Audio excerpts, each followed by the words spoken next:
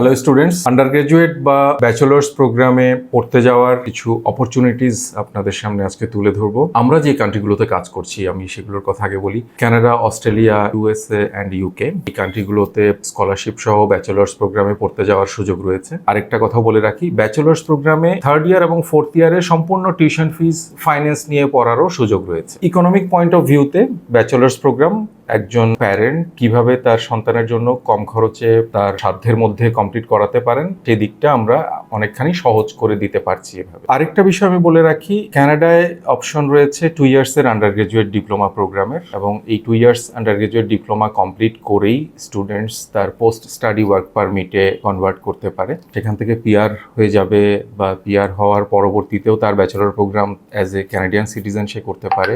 এখানে অনেক স্টুডেন্টের মধ্যে একটা ধারণা হতে পারে যে ভিসা সাকসেসের ব্যাপারটা সেম হবে কিনা 4 বছরের ব্যাচেলর এবং 2 ইয়ার্সের আন্ডার গ্রাজুয়েট প্রোগ্রামে। আমরা নিশ্চিত করছি এটা সেম হবে, সেটা আমাদের ইউনিভার্সিটির সাথে কোলাবোরেশনে আছে কিভাবে করতে হবে। আরেকটা বিষয়, অস্ট্রেলিয়ায় ব্যাচেলর প্রোগ্রাম যেটা 3 বছরেই কমপ্লিট হয়ে যাচ্ছে, সেখানেও আপনার সময়ের প্রেক্ষিতে টোটাল কস্ট অফ ফিজ বিবেচনায় অনেক কম খরচেই পড়ালেখা শেষ হয়ে যাচ্ছে ব্যাচেলর প্রোগ্রাম। তো এই দিকগুলো বিবেচনা করা যেতে পারে। আর কানাডার অপশন যেটা বললাম, 2 ইয়ার্সের আন্ডার গ্রাজুয়েট ডিপ্লোমা একটা ইকোনমি অপশন। এছাড়া 4 বছরের ব্যাচেলর প্রোগ্রাম যারা কমপ্লিট করতে চান সেই অপশন তো রয়েছেই, যার মধ্যে থার্ড ইয়ার এবং fourth year tuition fees loan avail করে কমপ্লিট করা সম্ভব। এছাড়া আমরা স্টুডেন্টসদের সুবিধার্থে ব্যাংকিং এবং স্পন্সর রিলেটেড অ্যাডভাইজরি প্রোভাইড করছি, যাতে যেটা কম খরচেই কিভাবে সেই ডকুমেন্টেশনগুলো কমপ্লিট করা যায়। এই বিষয়ে বিস্তারিত জানার জন্য আমরা ইনভাইট করছি আমাদের অফিস ভিজিট করার জন্য। ধন্যবাদ সবাইকে।